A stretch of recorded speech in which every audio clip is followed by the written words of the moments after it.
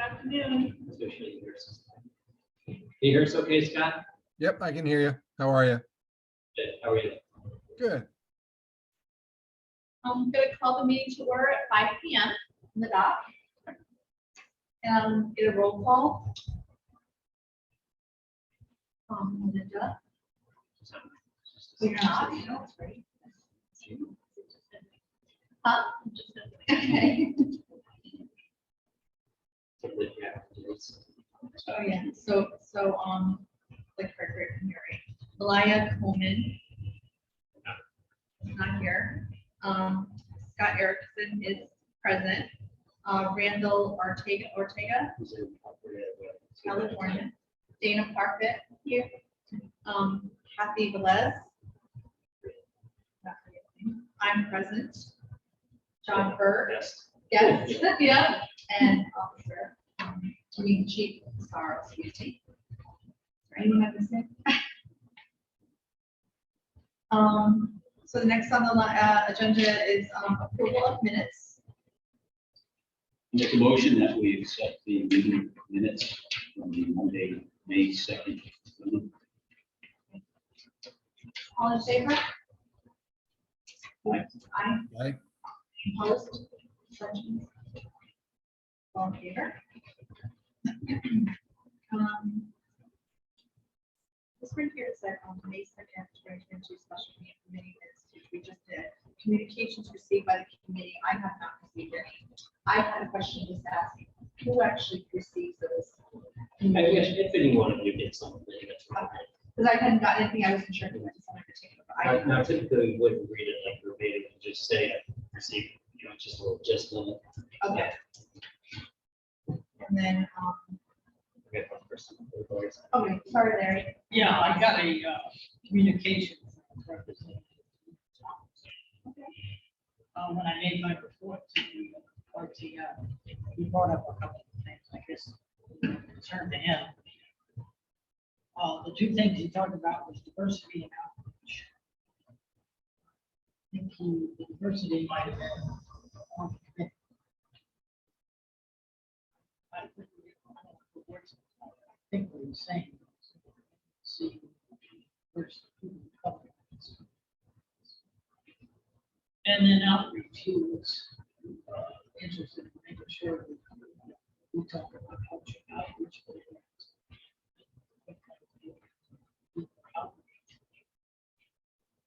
And that was it. We launched the meeting discussion on any of these things. So I don't have the notes.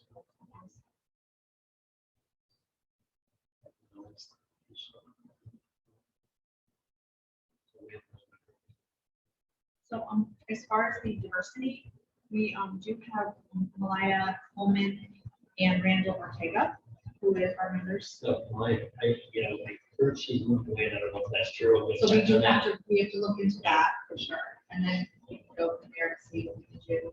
If she's no longer part of that, so we can definitely do that. But thank you for bringing that to our attention.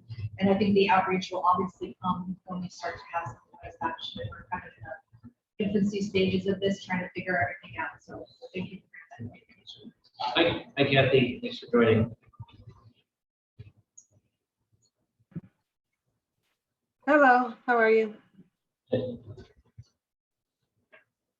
Okay, so anything under old business? I don't have anything. So under new business, one was for a committee name change. I didn't know if anyone had come up with any ideas for a committee name change. It makes sense to do the mission statement first, to kind of get the gist of what we're doing, Okay. and then I almost thought that we could do the police procedures because I feel like coming with a mission statement and not really understanding the concept of the Sure. processes would be It my does- help. it doesn't have to be today if we don't. Do I have to make any motion to go out of order or? Just be the chair here. Okay, as chair, I'm just gonna ask, that we discuss the police procedures first. Yeah, right. Sure, I guess it's kind of a broad, police procedures are very broad. I mean, we have 180 some odd policies that are currently in the final draft or have been completed. And I think Deputy Chief Gately, when we came here last time, talked about that. So his job, I don't want to say exclusively, but a big part of his job is our procedures. I mean, we We have our collective bargaining agreement, which governs the structure of how our officers that are union operate, right? But that's their benefits, the pay, their benefits, things that can operate in the working environment. But then we have our policies and procedures. That governs everything from, the type of uniform you wear, your standards of conduct, your procedures when you make an arrest, the different report writing systems, all different stuff that we do in law enforcement. We have some that are prescribed directly from the Police Officer Standards and Training Council. For instance, pursuit policy. That's been there's been a standardized pursuit policy probably for the last 20 years plus in the state of Connecticut, where it prescribes how officers throughout the state can conduct pursuits. Now, there's different nuances for each individual department, but it has to comply with the overall state policies. So, many of the procedures that it outlines can be simple things, like how we conduct roll call. When officers come in at the beginning of their shift, they have to report at a certain time. Their sergeant assigns patrol areas. They'll read some of the hot sheets of things that are going on in town, or maybe some surrounding communities, stolen vehicles or crimes that have happened. So they're all outlined there. We also have, and this is one of those things that we've also adopted or have to adopt from the state, is uniform complaint policy, and that's already on our website. That's something that any member of the public can get on. Along with all of the CLESP policies, and CLESP is the Connecticut law enforcement, I forgot what the name, CLESP, but basically it's all the policies we have to comply with. These are not optional. These are things that we have to. Now, a bit of good news, we are scheduled for accreditation for state accreditation next June, and we're scheduled for CALEA, which is the Commission on Accreditation for Law Enforcement Agencies, international accreditation next September. And those two things, again, they're kind of under the purview, ultimately under the legal, but Deputy Chief Gately and now Lieutenant Dave Meyer have been working pretty hard on that. So that's a team effort. Everybody else has got a little piece of it. Like, for instance, when it comes to stuff that relates to detectives, the detective commander and sergeant get to review those policies and help provide insight and input. Like conducting a full line. If we have suspects in a crime, we move forward. There's things that we have to adhere to in that policy, but they may add some nuances based on our individual. So it's kind of a thumbnail sketch. If there's direct, if there's any procedures that the committee is interested in asking about, I certainly can highlight some of them. Or if there's some that we'd like to hear about in more detail, I can bring those, or I can have the proper subject matter expert kind of provide a brief on. But to say policies, there's so many of them, and there's it's such a wide variety of them. And like I said, the ones that are online are those right now that are required by law. But there's some that are in different states, and I'll even go on beyond that. I think everybody knows or should know that we some time ago contracted with Data Law Group, which does a lot of the initial policy stuff. They work with the deputy chief, who ends up taking that policy, which may be a bit boilerplate, and between him and Lieutenant Minor and whomever else we bring to the table for those discussions, make it unique to our department. Those were all vetted in the Data Law Group with attorneys. They did brief. Attorney Eric Daigle did come to one of our early meetings. I think that's probably in the fall of 2020, maybe. Yeah, it was a court committee meeting. And outline some of the, certainly the high liability areas and things that his organization. I will tell you, Eric Daigle, has an outstanding reputation nationwide for the work that he does. It's just that we're fortunate that he's a Connecticut-based attorney, but he really focuses on law enforcement issues. D-A-I-G-L-E, Daigle, D-L-G. And you can go online and see stuff. We actually use. So our officers get a weekly update, weekly training. And basically, it's a lecture, probably 2 to 3 minutes long, that comes by the internet that they are required to sign on. It may be new case law, it could be procedures. A lot of it's more legally oriented about things that are going on in the U.S. Supreme Court, or things that are just unique to law enforcement that they need to be aware of.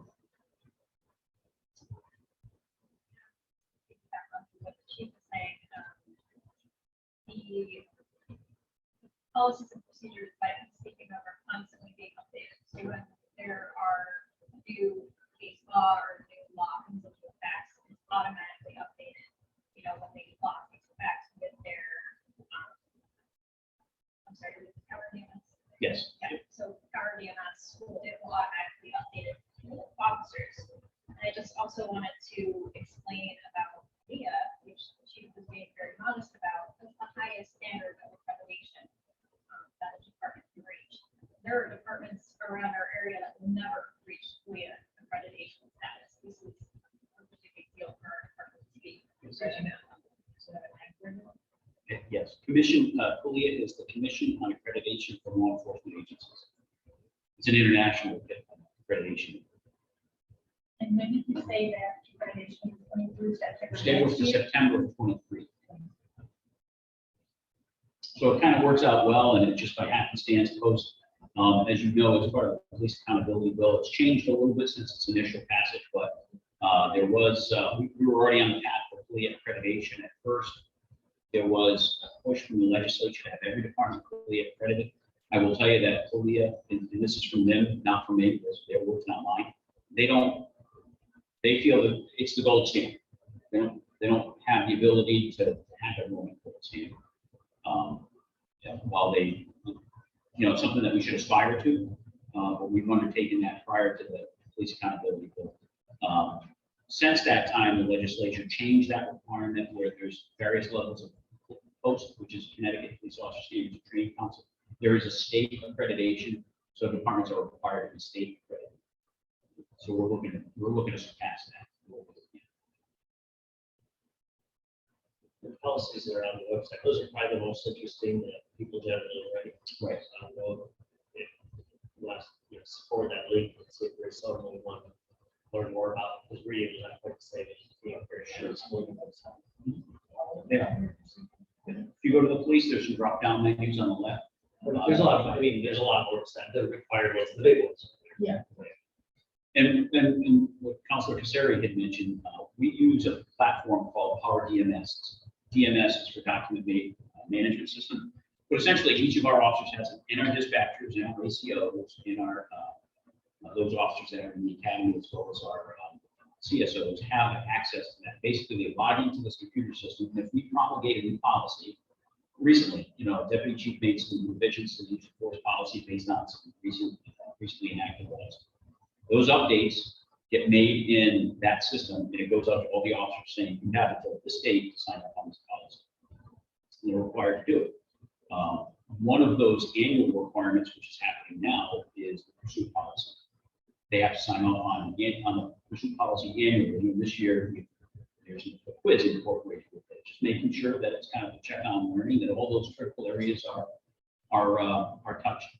So if you get on our website, you're able to see any of these policies. Now, again, these aren't all the policies that we have. Like I said, there's many in draft. There's others that have already been put forward within the department. Those are the ones that are required under plus. So all those policies are on the list.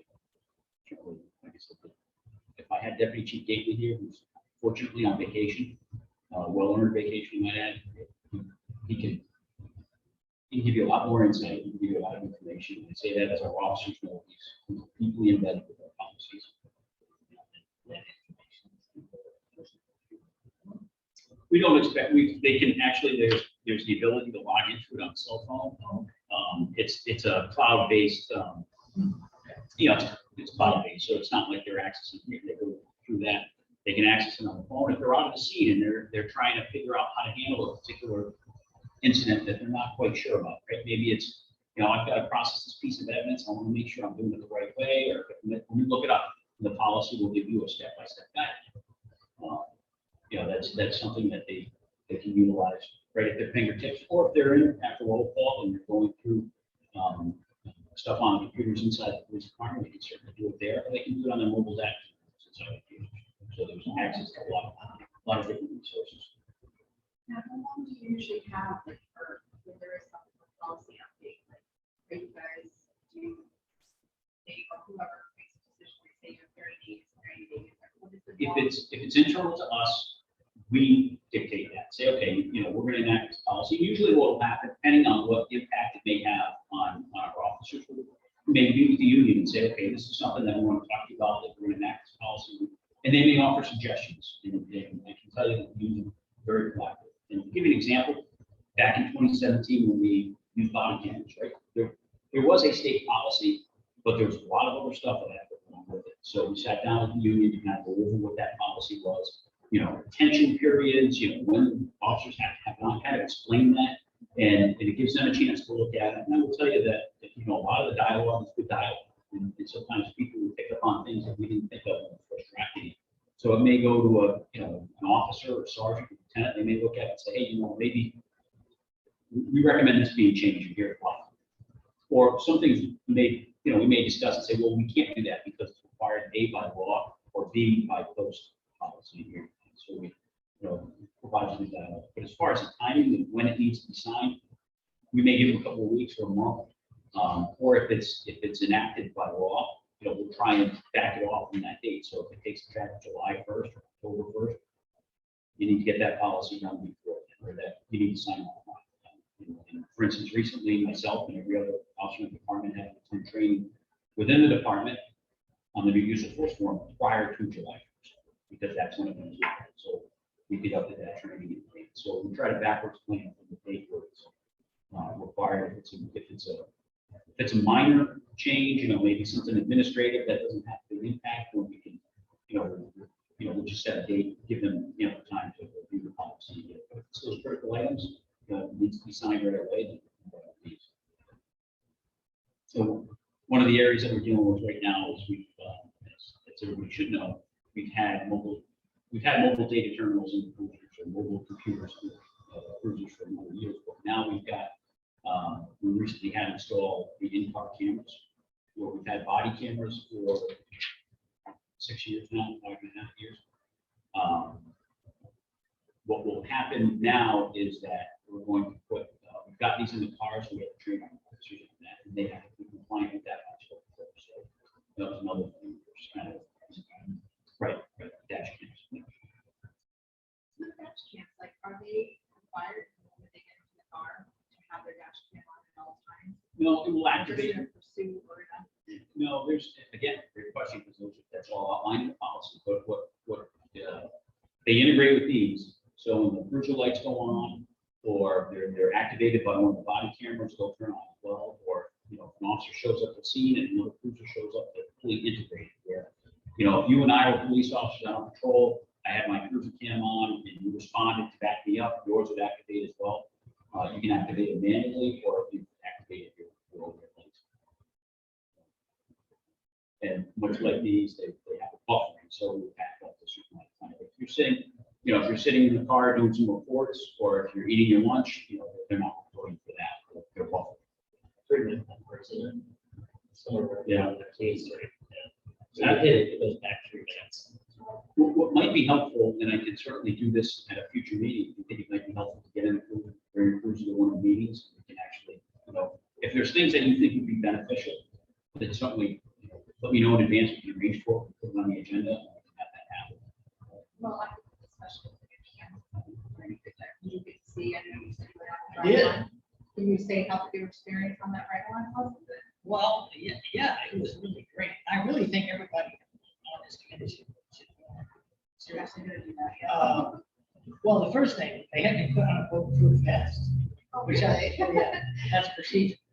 So I put on my bulletproof vest, and he showed me, Officer Chapman, showed me around, but I had already taken a tour, so it was kind of an abbreviated. So I told him I had already taken.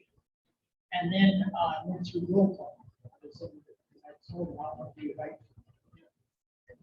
So we went into roll call, I met the shift sergeants.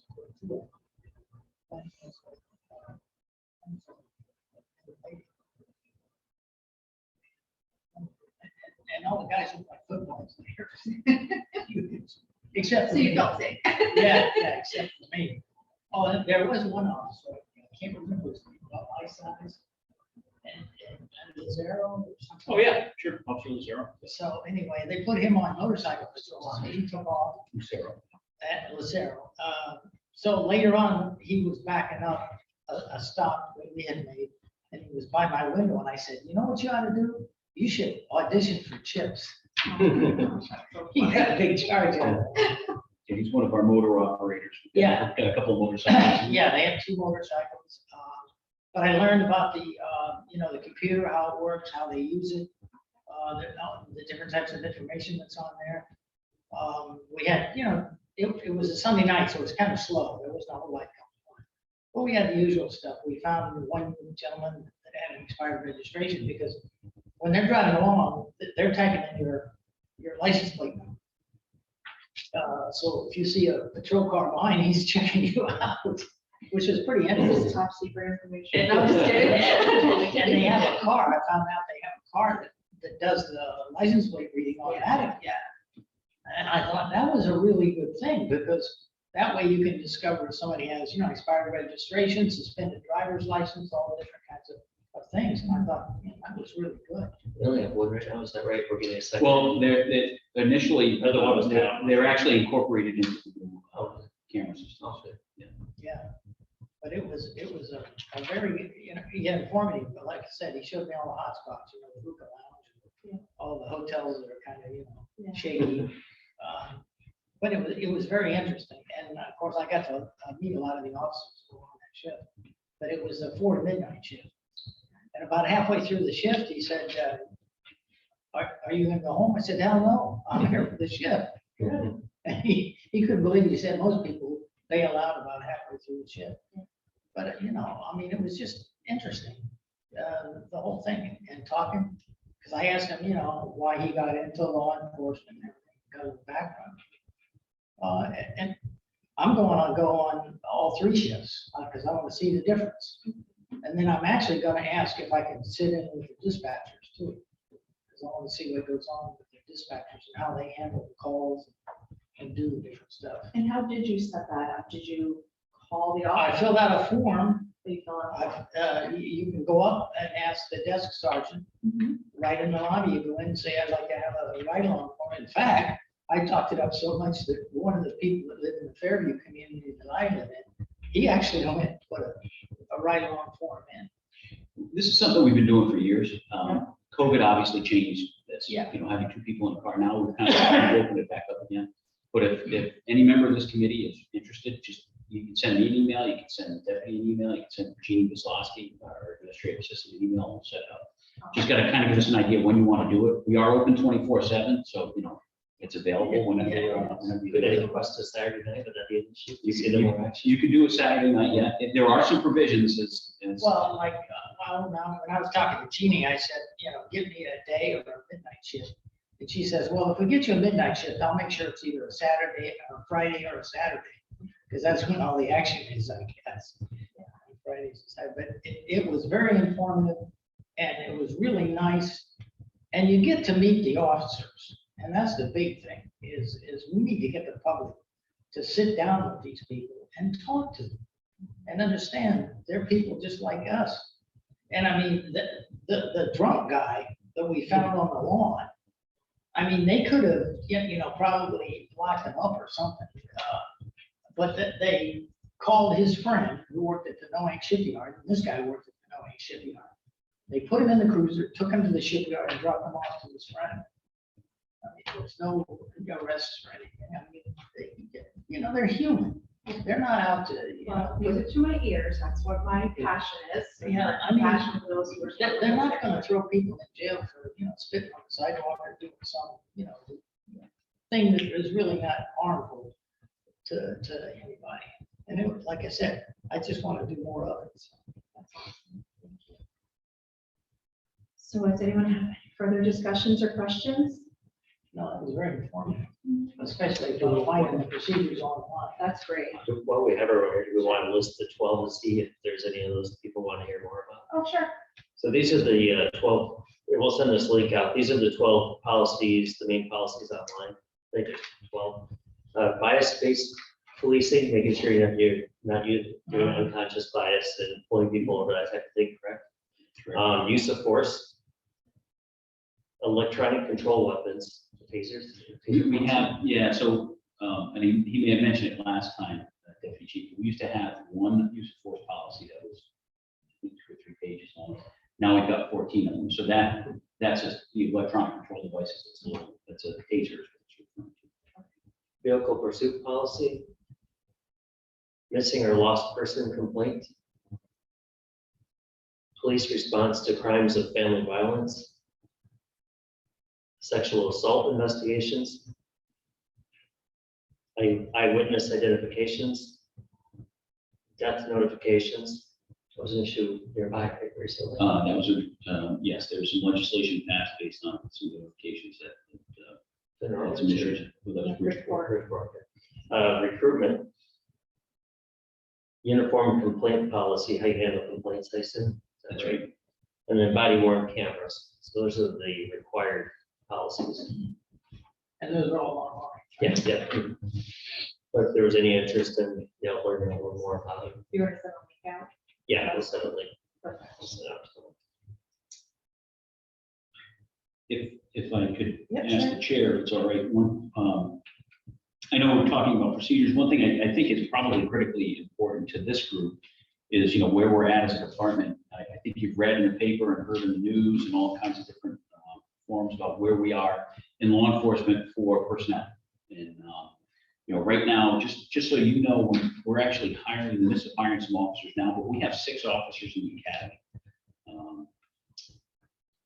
3 that will graduate later this month, and then 3 that just went into the academy, so we'll be for a little while. So we've got a great group of young officers, new officers, I should say.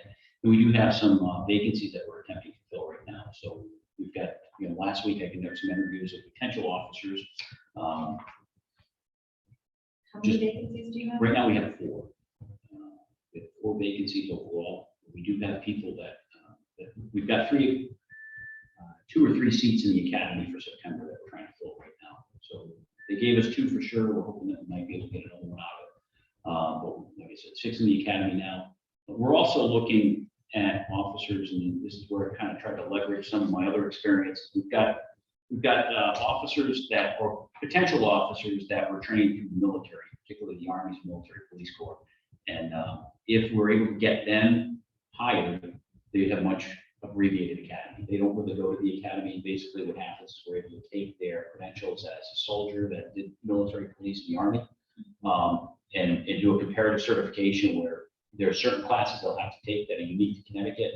But instead of having a 6-month plus academy, it would roughly be a month, less than a month. And we would put them through an FTO program. And we've had one officer who benefited from one officer in that system already, Officer Torres, who, as we speak, is completing some military training. So he's not working right now, he's away on military leave. But we've got some other individuals that we've been talking to that have come in for interviews that we're looking at potentially do the same thing. So it kind of cuts down on that amount of time. I know in the past when I've come into this room and talked to previous town councils, they've asked, well, what if you hire somebody, how long does it take? In reality, it takes about a year when we hire an officer off the street that has no training. Between the month, 2 months that it takes to recruit and get them hired and do the vetting, the polygraph, the psychological, the background investigation, the health screening, the physical agility, all that stuff takes probably anywhere between 2 months, around 2 months, let's say. And then they go into the academy for another 6+ months. And then when they come out, they're on FTO for another 10 to 18 weeks. So we don't get the full benefit of anybody for a year. If we're able to hire some more individuals that have training before they come through the door, that will lessen that. And basically, it'll make it less expensive. We're going to be paying them a salary either way, but right now we won't be, backfilling overtime shifts. So that's what we're trying to do. Do you see any, say you guys do hire military, can you foresee a potential, a lot of them are still either in the military as far as the reserves, they get called to duty, Sure. but they're short. That's okay. I'm a fan of that. I did it for 30 years, recently retired myself. So I'm a fan of those, if they're willing to serve both in law enforcement and in the military. I'm good with it. I think the town is too, and there's laws that protect them as service members as well as town employees. I didn't know if there was a way to, say, if you were able to hire 3 or 4 people that are in there, is there a way to increase your amount of people you could hire, just in case you have a shortfall, or you've already been operating with a shortfall? So you know you can do it, but. When we had the one long-term, we did do that, figuring there's so much turnover that even if they came back, there's always gonna be another opening, you know? That's right. We did have that once for someone who was serving for consecutive years that we were able to hire against. And how is your department looking as far as diversity wise on the department? I think it's looking pretty good. I mean, you know, I don't ask each individual what, but, you know, from appearances, Yes, from you know, we've appearances. had, you know, we've hired several officers, dispatchers, that appear to be from a host of different backgrounds, you know, different ethnicities. You know, we We have, had mixed gender in this department too. yeah, we have a high percentage of female officers. Is there a few more new, excuse me, I'm trying to get my words out today, new female officers out there? So I saw a few that I thought I didn't recognize it, at least one or two. We have one in the academy right now. We have, trying to think. Well, one's a sergeant. We've got a couple of female sergeants, or 3 female sergeants actually, yeah. One of our, Captain Kelly Crandall retired last year. She was our highest ranked female officer. So we have, you know, we're proud of that. The department's always had a lot of, when it comes to female officers, we've done well. And obviously you know, I think the department has benefited from that. Do you know what the ratios are in case somebody asks? I don't, without doing the math, but I think we have right now 9 female officers. My memory serves me correct without going through the list and counting off all of them, but. Well, is there any place? And the only reason I'm asking this is I know people on the RTM are going to ask, well, what's the percentage of females that are on the police force? Yeah. You know, so I don't know that Yeah. number. So if, is it on the website? Or is there- No, we don't define it that way. I mean, certainly, you know, I can go through this right now and tell you how many female officers there are, and we just do the simple math of dividing it by 70. Plus we have, you know, I always like to highlight that the dispatchers are part of our team too. Yeah. So that, you know, if I went right off the top of my head, we've got 3 sergeants, evidence officers, 4.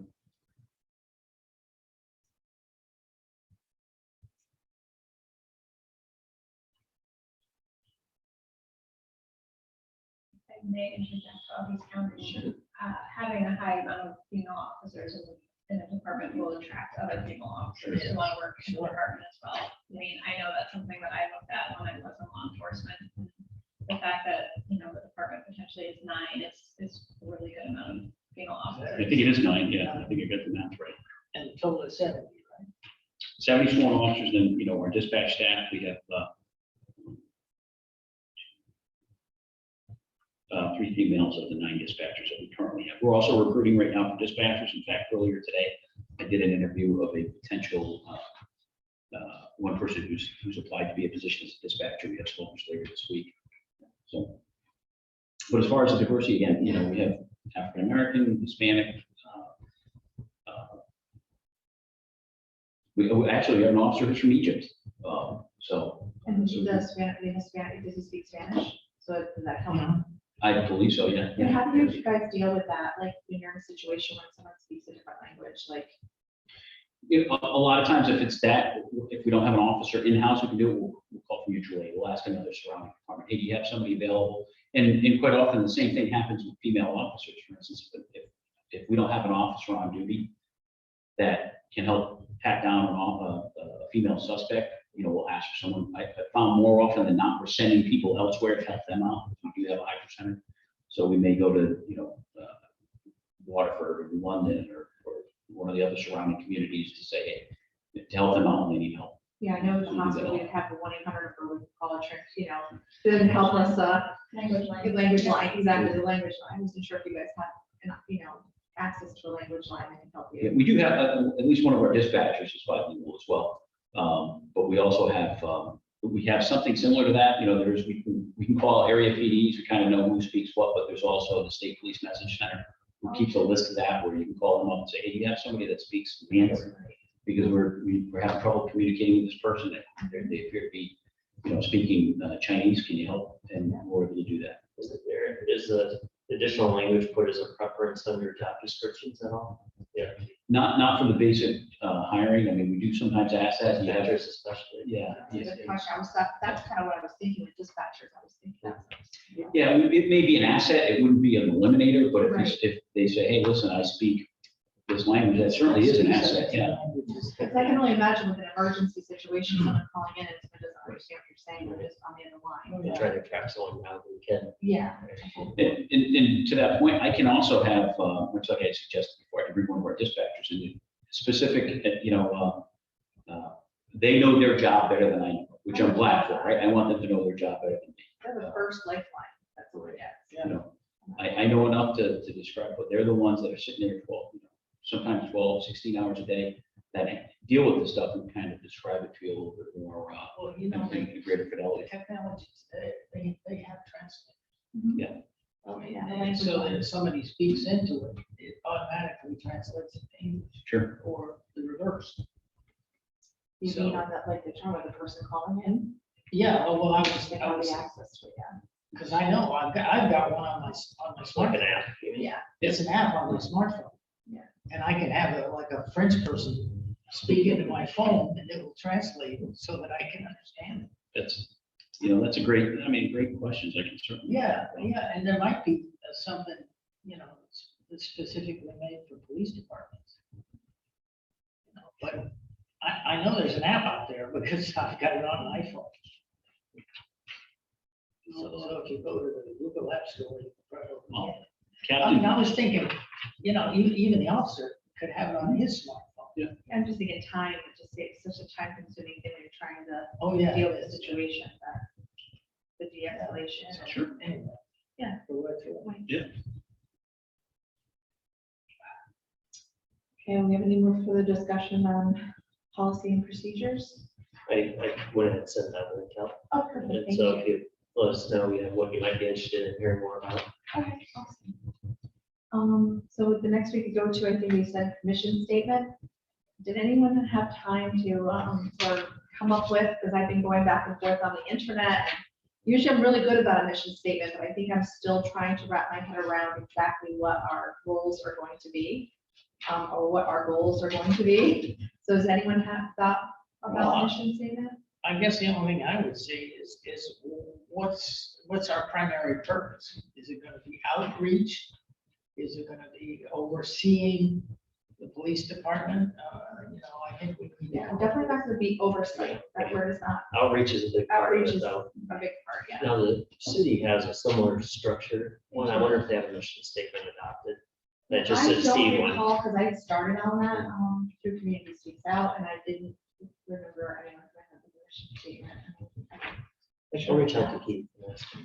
well, I think we need to come up with our own mission I statement. definitely Just think so. get started, just Yeah. get a gist of it. So you mentioned, like you said, Ian had reached out about outreach. I think outreach is, to me, one of the most important things. Well, like one of the things that I had mentioned, and the police department had it in the past, is a citizens police academy. Mhm. I mean, we had one in Old Saybrook. It's called Citizens Police Academy, and what they do is you actually come in for like 3 or 4 hours, like on a Saturday or whenever you can. And they take you through this stuff. I mean, they, teach you what they do, and you actually go through some of the training that the officers go through. We've had them in the past. We've had them since I've been chief. We haven't had them in the last couple of years. I think one of the female sergeants that you may have met, I don't know if it was Sergeant Bolduc or Well, Sergeant she said Fippinger. she had just had a child.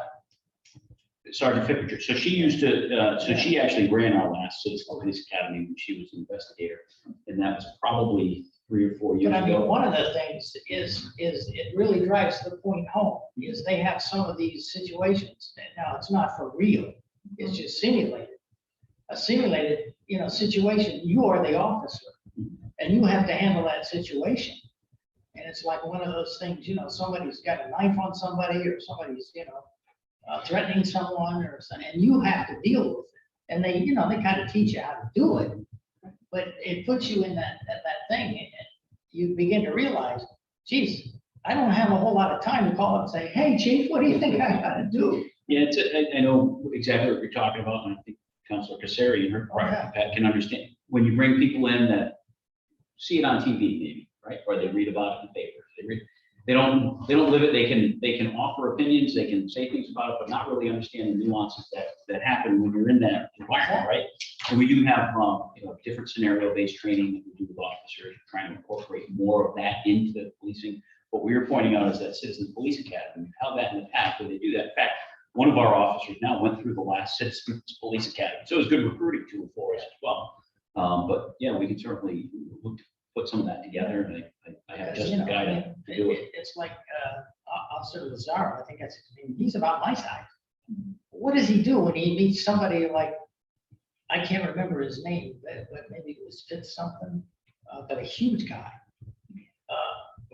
How do you handle a guy when you're, 5'4", that's what I am, 140 pounds, you're out up against a 6'6" guy that's 250. Right, well, that's where training comes involved with de-escalation and all that stuff, but yeah, absolutely. I think that's why it's important. I actually printed this out, and I can send to the rest of the board, but the importance of police, community relations, and resources for further reading. This is what I printed out for you. But one thing that struck me was it talks about controversial uses of force and other incidents can damage relationships between police and their communities. In some cases, a perceived egregious act of misconduct by a single officer in one city not only damages police community relations locally, it can gain nationwide attention and reduce trust of the police generally. So like recently we had this horrible situation that happened in New Haven, Connecticut. Obviously it happened in New Haven, Connecticut, and it didn't happen in Groton. But this is going to affect our citizens here because we're going to watch it on social media, on television. And I think these are times where we can, when you talk about outreach, where we can take these opportunities to have some important community discussions about how people are feeling, and having the police kind of get involved and say, we don't stand for this. We want to acknowledge that this was wrong. I think citizens are really looking for acknowledgments half the time, just from the police departments. They don't always get that. They get a lot of roundabout talking about, we have it under investigation. But I think having crucial conversations is very important. I think it's important to the community at large. So if I don't know if you wanted to take a look at this, but I can email people too. But it's something I've been just kind of researching, and I think the outreach part of it will fall right into that. Is just kind of reaching out to the community, talking about having some crucial community conversations. Yeah, and maybe just have a Healthy ones. Well, like an open house at the police department. Yeah, open houses, the library, Like, wherever you want to go.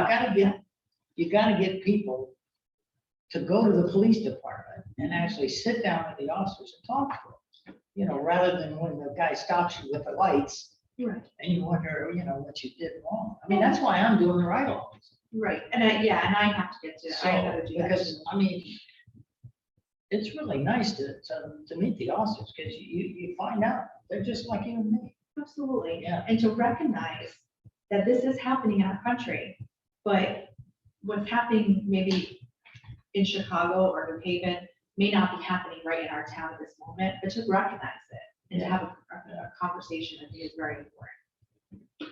What would those, if we were to develop a mission statement, what are those key, I'm just thinking bullet points, outreach obviously is one of them. Yeah. Maybe having a better understanding of law enforcement issues. You pointed out some of the, how we would capture this in like a bullet statement, but, scenario-based training, but understanding why. In other words, programs where the police and the citizens are doing something together.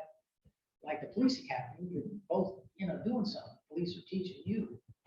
But, like an open house, you have that. Or maybe it's a sponsored thing. Like one of the things they had in Old Saybrook with the police department, and I don't know what they called it, but if you call the police department Old Saybrook, they could probably tell you what it was. But they took a prominent person, somebody maybe like the city mayor or the town mayor or something. Town manager. Town manager, and they locked him up. And they set bail, like $500 or $1,000 or So it's something. a fundraiser. And it's a fundraiser. And it gets people to understand, and donate. And in fact, I had mentioned this, and I said, maybe they could get, somebody, prominent in the community, town manager. Yeah, it goes to a good cause. And you could give it to the Red Cross, or you could give it some charity, police charity, and, I mean, I would volunteer to do it. But nobody knows me, I mean. If I may, can I back up just one second? Sure. You brought up something that it's a temporary issue here in Connecticut. And since we talked about policies and procedures, I just want to, the incident that you talked about, I don't know all the nuances to what happened in the pavement, and, Right. from I've read or seen on the news what's believed to have happened, and it is a terrible incident, unfortunate. But as it relates to Groton, so we did get a call, shortly after that from a media outlet asking, what do we do? We don't transport our prisoners that way. We do put them in a cruiser, the back seat, it's caged. It's actually a compartment, as you saw, you saw the compartment back there. There are seat It's only belts. one. Yeah. You can only put one person in there. And when our officers are very good about this. If an individual that we have in custody claims of a medical issue, we bring them to the hospital.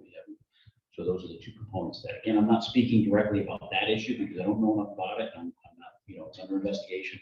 But as it relates to our department, if an officer takes someone into custody, they are transported in one of our vehicles.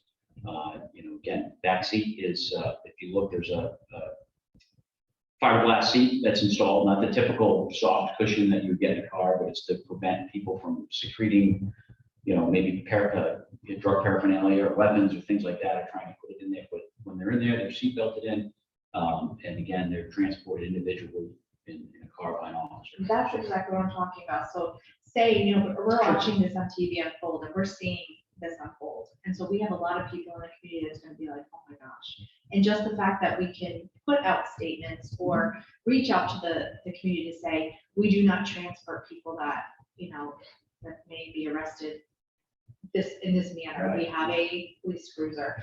Do you also, I noticed on TV too, is that they have a new policy possibly how they actually are supposed to seatbelt people in a certain. It's all part of our policy. I think that's probably a change for New Haven based Just on, directly yeah. what happened. Okay. But I know there was, like I said, statewide, there were inquiries going out to a bunch of different departments about how they did it. And while I'm thinking of it, one other issue that I failed to mention before, it kind of relates to policies, but it goes back to the police accountability code. We had a meeting last month with Chief Inspector Viadero, as well as the inspectors from the new Inspector General's office. They came to the department, met with 4 of them. Chief Inspector Viadero, I've been fortunate to know for a number of years. Awesome guy, was the chief of police in Newtown. Prior to that, served in the Bridgeport Police Department. He is now in charge of conducting those investigations. He works for for Judge Devlin, who's the Inspector General for the state of Connecticut. And their reason for coming to visit us was to say, hey, this is who we are. This is what we're about. These are the things that we're charged with investigating. Here is how we will interface with your department should we need to do that. If there's an in-custody death, that's their purview. They went over the things that they're responsible for and they're not responsible for. And we had our, a good, not all of our supervisors, but all the lieutenants, I think a sergeant or 2 that were available attended that as well. It was a great open dialogue. And it really kind of explained what their job would be. And again, theirs isn't a policy. They don't review policies. Theirs is to review that actual incident, see if it comports with the law.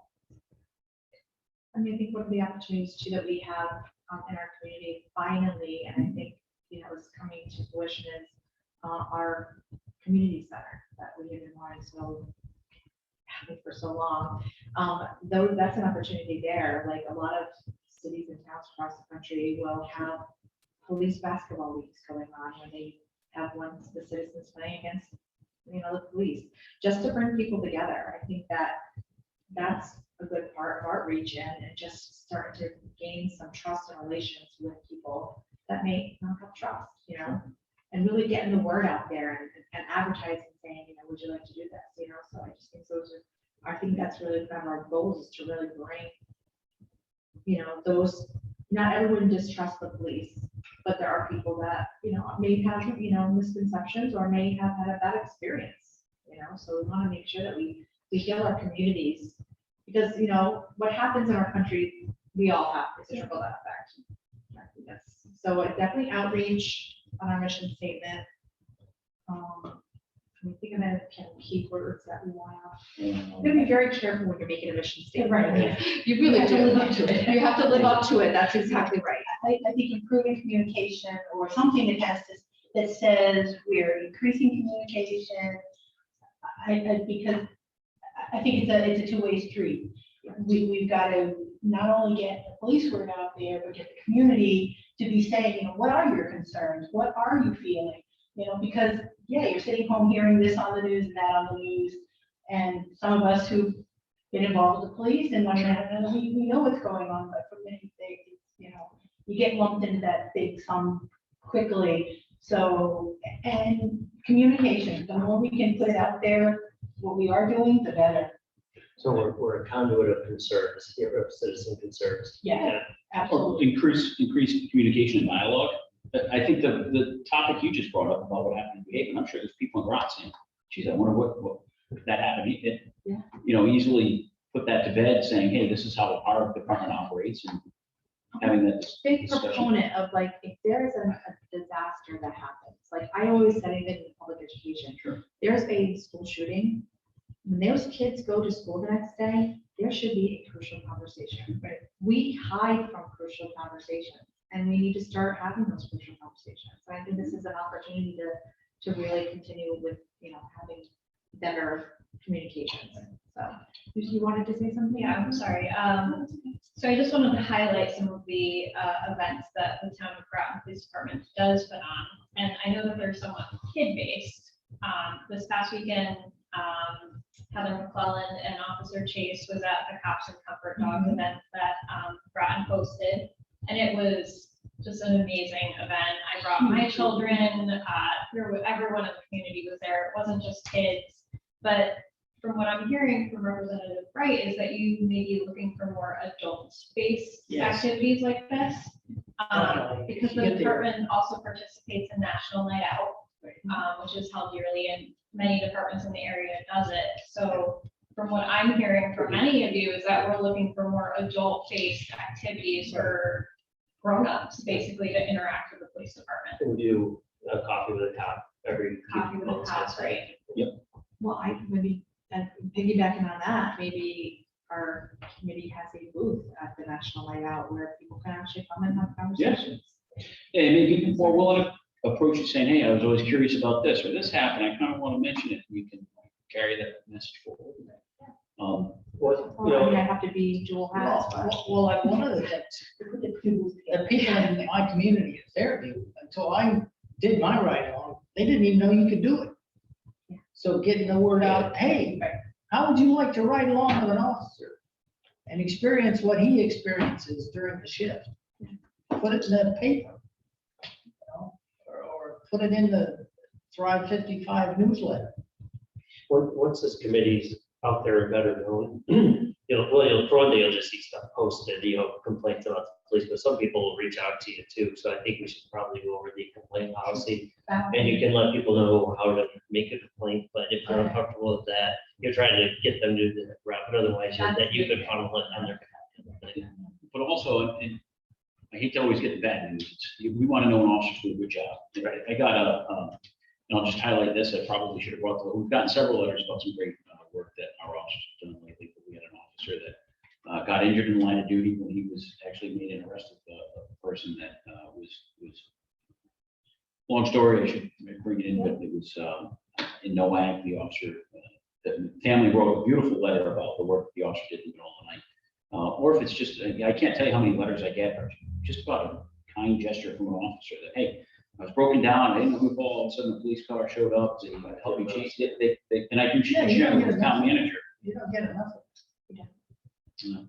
A couple other things, I'm sorry, I'm jumping around, there's so many things that I can share with you, but on that note, with the Cops and Comfort Dogs, just, so this committee is aware, myself and Officer McClellan attended the International Association of Chiefs of Police Officer Wellness Forum back in March. We did a presentation with the New York City Police Department. They modeled the program after ours. You know, Groton's program that Heather McClellan and Chase, and before him, McDaniel and McDonald were the first pair like this. The New York City Police Department now has 3 K9 teams that do not exactly, but they're based on what Heather did, and they're using it. employee assistance unit. So their detectives go out for traumas, for all kinds of things, and I'm extremely proud of the work that Heather's done in forwarding that, because it got visibility at that conference. We did a presentation, and 2 inspectors from the New York City Police Department and myself did the presentation at that wellness conference. I was informed last week that they've asked us to do it for the IACP International Conference, which is being held in October. I've been invited along with Inspector Ken Quick from the New York City Police Department to do a presentation on the same program. And it's gained a lot of interest, like you said, that we had officers from all over the Northeast down to Maryland that were here in Groton. 2 detectives from New York City Police that were here. One of them was so thrilled because he got to visit sub base, and, see that, and then he's going to miss the fireworks this weekend. But we had officers come from all over for that, and we also, because of that and some other programs, and I did inform the town manager of this, but I was contacted by IACP, which is the International Association of Chiefs of Police. So their conference generally brings about 2,000 officers, 20,000 officers, mostly chiefs from across the world, from international, where they have these conferences. And they asked us to be one of 4 departments that would be highlighted during that. Reluctantly, after my second meeting, and I apologize, I should have already told the town manager this. It was there was some costs associated with doing that, which I didn't think the department would be able to bear at the time. I think it was, it was after we'd already had our budget passed. So I respectfully declined, but he wanted to highlight this department because of some of the great work that we've been doing. There's only a couple of departments in the country that want to do that with. So, yeah, sorry, should have told you. I had a conversation with you, right? I just wanted to jump off with what the chief was saying. Many people that don't have children may not know what Officer McClellan does. She is completely just immersed in schools. I mean, all of the school children that are friends with my kids. I mean, obviously we have, knowledge of Officer McClellan and Chase, but all the school kids know Officer Chase. He's having a birthday party at the library on Wednesday. So what time is that at? I'm not sure. Chief, do you know? Sorry. It's in the afternoon, yeah. And Officer McClellan and Chase have stickers, have baseball cards with a bio on it. So the department really has already, a format for community outreach that's really great with children. Right. And perhaps we can use this model to try and, integrate with adults a little bit more. Sorry, Chief, didn't mean to answer No, that's all right. But the other part of this, what you should know is, as I've said to people in these, in the training that they went to the other day, we've utilized this the best way for Groton. Right? We have Chase and Heather, she teaches there, she goes to school, she does community outreach, she does community policing. But at the end of the day, the reason why we initially got Chase and before that McDonald was because of a lot of the trauma that officers and other first responders encountered throughout their career. So that was, that dog is all over our building all the time, goes in the dispatch center and just sits there. And, without getting into some of the compelling stories that I heard at the same thing in the morning we were doing training, were just phenomenal. Officers, unfortunately, we've had a lot of officer suicides over the last several years. We've had officers and dispatchers and firefighters and EMS providers encounter some really bad stuff. So part of their job is also to go to those critical incident stress debriefings. And Heather has been trained in that. Chase augments that. And sometimes it's better that you get somebody that you're not most familiar with, somebody that you can kind of shoulder to lean on, that you have similarities with and understand that they're part of the same line of work as you. But maybe you don't, maybe they're not the person you're standing next to in the locker all the time. So you have a little bit of more confidentiality, so to speak. So she does go, and conversely, officers from other departments have come here. So they're working closely with other agencies, particularly in this area, to do peer support. And Heather's critically important to that. I'm grateful that the community supports her. And many people don't know Officer McClellan. They may not know Chief Pizarro, but they know Chase, right? They know Chase real well. So. Community Speaks Out knows Chase. Sure. She's attended, and that's for adults, so she's attended, our meetings too, so she does good work, and Chase is very good. I do miss McDonald, but yeah, Chase is very he's working hard. He's up in I heard he's working Massachusetts. hard. He's got a new job. But I just wanted to highlight that the department has already got a really great community outreach for Groton children, and perhaps we can, kind of use that model to Yeah. reach adults. So you need to put them on the spot, but the other committee members online, maybe have any other ideas if they'd like to see the mission statement or. Yeah, does anybody on, Scott or Kathy Ann have any suggestions on what they'd like to see on the mission statement? Well, the communication part was what I was thinking but that someone already mentioned that. Yeah, same. I think, Maybe, you know, and maybe civilian cooperation. Can you, Yeah. can you elaborate on that, please? Well, I think there has been an antagonistic kind of sentiment built up in the civilian population against law enforcement. So if we could somehow, and I think we've been talking about this all along, is somehow get the police officers in a better light to the overall civilian base, where the civilians would be more willing to cooperate with police. I think, you hear a lot of instances right now where they don't want to cooperate with police because the police are seen as the bad guy. And I think that, and that may not happen here in Groton, but it certainly happens elsewhere. And I think, changing that rhetoric would be a good step. Kathy Ann, do you have something to add?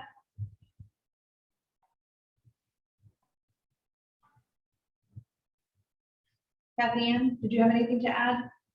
oh, no, I'm sorry. I just thought the community engagement was, important for us to add, but they already touched upon that. I think the positive community interactions should be one of our main goals. Mhm. Thank you very much. Anything else that we want to add? So is our goal tonight to try to really come up with a mission statement? Perhaps to solidify. I don't think we need to I don't wrap think up like, tonight. not wrapped up, because I feel like And do we it's even? overwhelming right now. Like I'm thinking like, now that I have a little bit better idea, 'cause I was at home trying to go over and back and forth, and I'm just like, I really feel like I need a little bit more. Well, yeah, the key word, I think, is interface. Not only communication, but interface. We need more interface between officers and the citizens. What I could offer too, if the chair is okay with this, unless she wants to add, Jeannie Vislowski, the administrative assistant at the police department, if there's correspondence, maybe somebody says, hey, I came up with this, my own version of the mission statement for discussion. If they send it to her email address, you can kind of put them all together. She does the agenda as well as the meeting minutes, but she could be that one, just to make it easier, unless you wanted to do it yourself, say, hey, send that stuff to me. Oh, Or if that'd you be want to great. go to Jeannie, she can kind of set up a separate file, and I will also encourage if there are things that need to go on an agenda, if you say, hey, there are things that are important that I think we should talk about, send that in advance, that way she can put it on the agenda and she can communicate with you directly, if you're okay with that, and then you guys can maybe work together on making sure those things. I know the first couple of meetings here, we're trying to put some things together, but I think as time goes on and there's more, even an internal to the group, information flow. Yeah, that might I'm help. gonna mention it to, at the RT. Say, whatever. Perfect. So to go on to the committee name change. Do we feel? Do we need, yeah, I Do was we gonna feel say the the same need? thing. Because I've gone back and forth and I feel like it says everything. It's community. And it's Citizens and police. police. And so I feel Interaction. comfortable on what it's named right now. I don't know if anybody else, Scott or Kathy Ann, if you have any input on this? Scott? Not really. No. Okay, Kathy Ann? No, no, not really. Okay. One thing, just, sorry, kind of Sure. going back to, let's just take it a little bit. I want to make sure, I think our department does a fabulous job, but I want to make sure we're not just seeing it only rah-rah, push the police. I want to make sure we take concern seriously and learn something from what people have to say too. Yeah, I think I just, speaking for myself, that piggybacks on that, is that I feel like the reason I stepped up to want to do this is because I've already been working in the community with people who are struggling with addiction. And a lot of times those individuals are arrested and put in jail. And my phone rings daily from the prisons, speaking to those individuals who are trying to get through their sentences, try to get out. So I see the other side of it.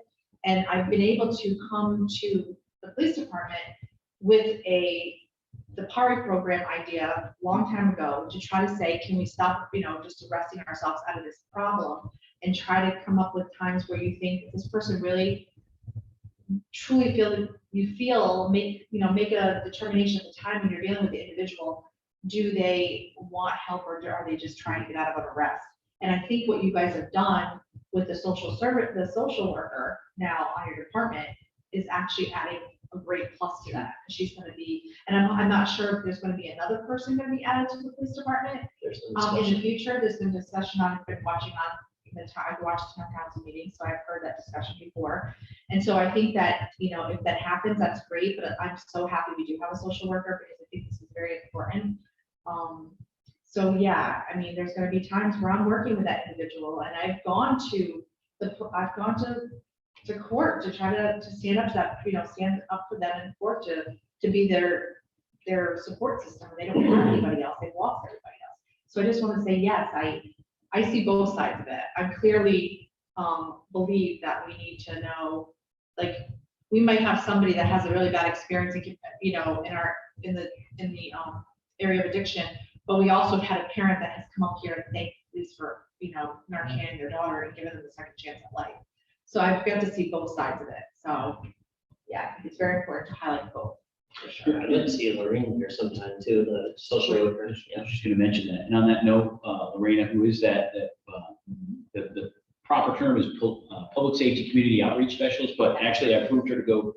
She's starting this month attending the Recovery Coach Academy, which is intensive training. Yeah, she is. Yeah, going to be. She's attending that like I said, I believe it may have begun last week. No, it begins later. It begins on the 25th. So she's attending that. So we're. So what is her title again? Public Safety Community Outreach Specialist. And I Say met that with her 10 times. Community Outreach Specialist. again, community outreach. Specialist. I spent probably 2 hours speaking with her. Very impressive individual, a Yes. great asset to this department. And I think it's going to do great for our community. Just her alone coming on is just amazing. So She's engaged in a lot of issues that have come up before, to the town manager or town council or, without getting into, some confidentiality. She's dealt with a lot of things that they've done a great job, by the way, too. And she's been out there, she's dealing, interacting with some of the homeless members of our community, some of the people that may have some other issues. I love her. I love Yeah, her so story. she's, I know we've discussed some other potential opportunities in the future, but it's been a great addition to the team. Just so I got this straight, so we're gonna keep the name change, right? I mean, we're gonna keep our name. At this point, there's no reason to change it. And as Scott had said at this time, and Kathy Ann, at this time, Just so I can. Yeah. record it, it's gonna- So it's I the, don't think we have to vote on it. It's already named, so. so Town of Groton Citizens and Police Committee. Right. Okay. Well, CPC. what we've seen in a lot of other places is police and citizen committee, and the decision was made earlier, let's put the citizens first. I kind of like that. I like it. So, says other business, open forum. I mean, other business, I just kind of wanted to mention is, I do believe that these ride-alongs and coming into the police to actually have a conversation, any of our people that are on this committee, I think we need to make that a priority. So I will be calling and doing my ride-along. So if anybody else has the ability to do that, I just encourage us to do that so we know exactly, but we just have to have this information because education is power. I always say that. Even if you can't do it in an hour. Even if you can't do it in an hour, just do what Yeah. you can. I think it's very important. Thank you for taking the lead on that and doing it first. Well, Since my gal is over On on Wednesday, Wednesday. if I can speak, I'm gonna say, every member of the RTM, and I think every town council person should, I think it's important. I agree. you gotta set an example here, come on. And I think it's gonna be our job too, to say when someone's not happy and say, I had this bad experience, say, you know what? maybe we heal these experiences Have you ever done a ride along? with going to the police and, I'd be happy to go with you to the, I'd just be that personal liaison. So I think we need to start. If I may, are we under, I know that one of the genesis is that, some bad stuff happened in law enforcement a couple years ago. And I think that, people end up, we said it all the time, right? Police weren't happy. Unfortunately, a lot of things have transpired between now and then that we're trying to address. But I think a lot of there are a lot of good things that happen, right? And they don't get highlighted. And I think, Scott Erickson mentioned that too, trying to get some of that word out, having those collaborative conversations. But sometimes things do happen, right? There, one of the questions that came up is, police accountability. How do we show it? How do we demonstrate? Complaint comes into the police department. How does that happen? We can discuss that, but I know what we've done is try to be as transparent as possible. Is we've published that stuff. Civilian complaints come in. We've been publishing it. We've also published our use of force. There are requirements that we have to send certain data to the state, to the Office of Policy and Management, and maybe it might be helpful. Before that goes further, we bring that stuff to you guys first. Before we publish it, we do put our statistics online monthly, but maybe as we're getting ready to prepare that at the end of the year, I can bring that here. So you guys have an idea. You can ask questions about it. I actually like that. Sure. And I think it'd probably be important too for as a group to also maybe do a little bit of training ourselves.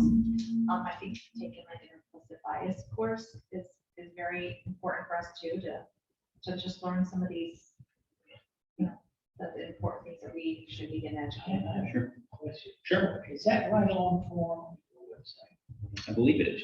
I'm not 100% sure. I'll check. I'll go on. See, If we ever see like an online implicit, I mean, it'd be a great way to someone come here, but if we see it online. We have officers that are instructors. Okay, yeah, it'd be nice to. Great. hold one sometime. It would We be can do good for that. us to, to take those, being that we're where we're Sure. sitting, Yeah. we should be able to have that. And It's as, everywhere, we just need to be really educated on and that came, as you may know, I'm on the racial profiling board for the state. We'll talk a lot about that. One of the police chiefs representatives on that board, which is a state board. But again, in the interest of transparency and understanding that, there are two sides to the story. Sometimes we only get one side of the story, right? When you're hearing it from, if a person said, hey, I made a complaint against the police, and this is what happened. You're only getting that side of the story. You don't know what investigative motives have gone into it, maybe the officer was wrong, or maybe they weren't. it. Maybe, Sometimes it's not yeah, reported that it was Right. found to be not. we don't have the ability to go out and advertise. That's never that's happened. the other Yeah. thing. People just jump to conclusions way too quick. I mean, everybody's aware of what happened in New York City with that poor guy in that bodega, right? I mean, I was watching the video and I said, if he hadn't defended himself, he might be the one who's dead. There was a matter that happened here not many years ago, a few years ago, but it was captured on body worn camera and it set the record straight. And that's one of those. Body cam. And I will tell you that, I think I've said it, I don't know if I said it to this group, but one of the most unpopular decisions I made as chief was getting body cameras. But Among it, the police. it turned, among the police, I'm sorry, with interim. Oh, yeah. But it turned pretty quickly Oh, when, my God. when an officer was being accused of some stuff, and then all of a sudden, you have the truth right there. Sometimes civilians are caught up in the moment, think they're being, they get it in their head right away, they're being mistreated. Like, yeah, we see some with 4 different body The camera one angles. thing the it media wasn't never like does that. is they never bring out, that, oh geez, I made a mistake. And this is what really happened. They jump to the conclusion, they're guilty. But then when it comes back that they're not, you don't see that in the paper. Yeah. To say, oh geez, I guess we jumped, the gun too soon. I'll give you. That's what the problem. Yeah, I'll give you another very brief example. The deputy chief received a complaint from citizens complaint about a traffic stop. And I'm summarizing it. This again was a couple of years ago. It's not characteristic of everyone, but this is how this one played out. It was the husband of a lady. This officer was a retired police officer from another agency. Made a complaint saying, hey, your officer, certain allegations were made about the conduct of that traffic stop. Deputy, yep, okay, I'll take it, no problem. Looked into it, investigated as required by policy, not our policy, the state policy, all the steps are followed. Reviewed the body worn camera footage, and what was reported was not in fact what happened. Okay, there was a big discrepancy between the two. was invited to come in, watch the video, we explained to him, he said, no, I understand what happened, no problem. So it was there, it was available, and, sometimes, as I think you may have pointed out, your perception may not be, and that goes to speak to what you were talking about that training, in tense, uncertain, rapidly evolving conditions, human senses, you end up getting auditory exclusion, you get tunnel vision, things change, you're under stress, so you don't recall things as well, so that happens, yeah. So It's a lifesaver. I can't find the ride along thing we checked, and if it's out there, put it out there. I can't find it anymore. You mean on the website? Yeah. Yeah, I think it should be on the website, and I think we should publish it, That's I the said, right I'm- on main. I'm gonna be on, probably, I'm gonna be one of the chief's biggest, advertisements. Because I'll tell you, I was treated fantastically.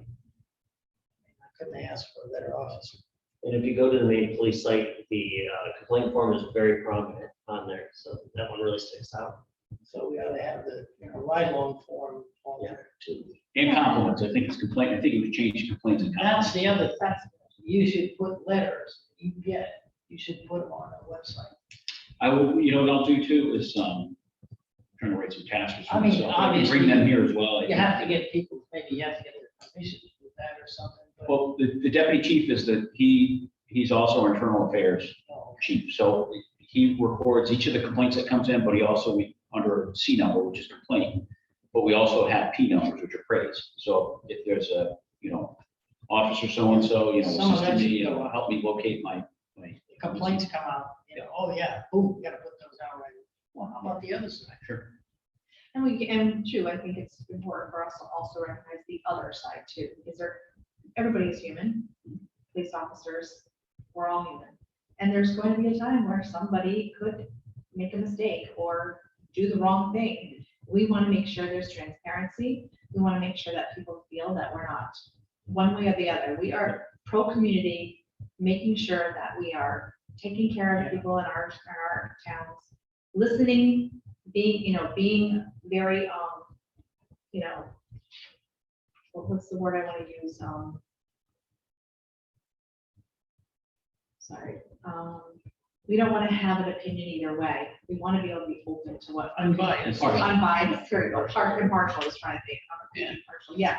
So I want to make sure that people know they can come to us because we're not going to just say, oh, we're pro-police and police do everything right. We know that across our country, things have gone wrong. I live in this town because I truly feel safe in our town. I've had, a horrible situation that happened to our family, and we were able to, see kind of how it unfolds, how the investigation, it's just how everything just started to finish, how it all went down. So, and I'm very grateful for the efforts of the Groton Police Department. So, but that being said, I'm not, just because I had this unbelievable experience, which I thank the officers that Heather on a daily basis when I see her, that she did a lot for our family during that time.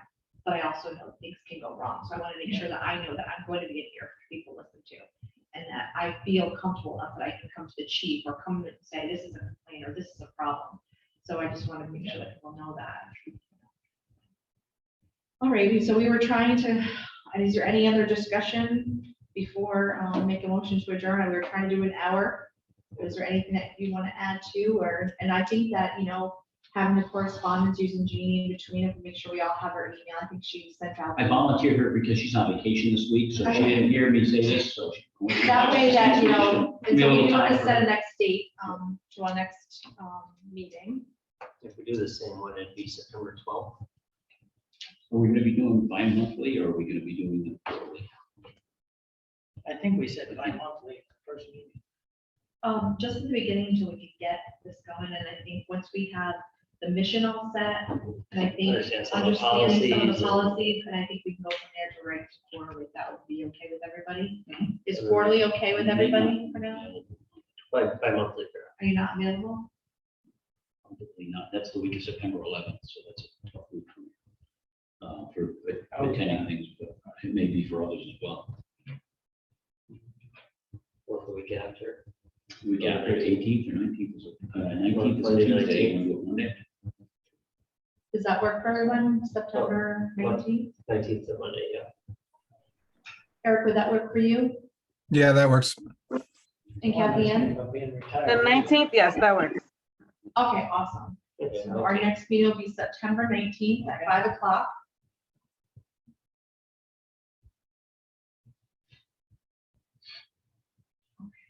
With no more discussions, I make a motion to adjourn. So moved. Okay, all in favor? Aye. Okay, any objections or abstentions? Okay. What time? It is currently 6:20, right? 6:20. Yeah, 6:20. September 19th Yep, got It's on a Monday. at 5. Same that time, same that. Same time, same place. Hi, Kathy Ann, I can see your face now. Yeah. You go by Kathy or Kathy Ann? Oh. Muted. Sorry. I go by Kathy. I'm sorry, so it's Kathy. That was my mom's name. I won't forget that. I'll check out the time for Jason's birthday party. Waiting Okay. for Heather to call and get back. It's nice me, to but I see your don't- face. Sorry to move Thank you it. guys for having this meeting. I want to say it's 1. 1 o'clock? Oh, perfect. I think my grandson would love that. I know. I will be there, so. Thanks, everyone. Good meeting. Thank you. See you soon. Thank you, guys.